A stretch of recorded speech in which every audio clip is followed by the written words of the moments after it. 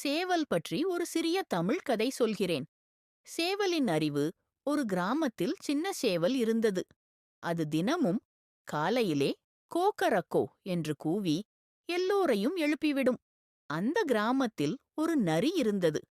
அது சேவலை பிடித்து சாப்பிட ஆசைப்பட்டு தினமும் சதித்திட்டம் போடும்.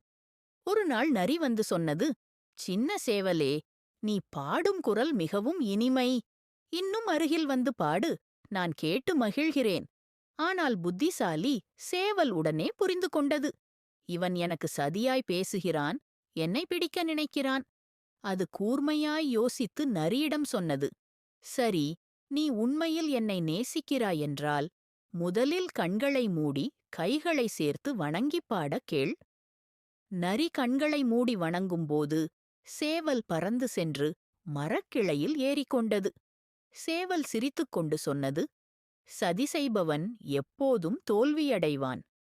இந்த கதை சொல்லும் நெறி, புத்திசாலித்தனமும் எச்சரிக்கையும் இருந்தால் பெரிய ஆபத்தையும் எளிதில் தவிர்க்கலாம்.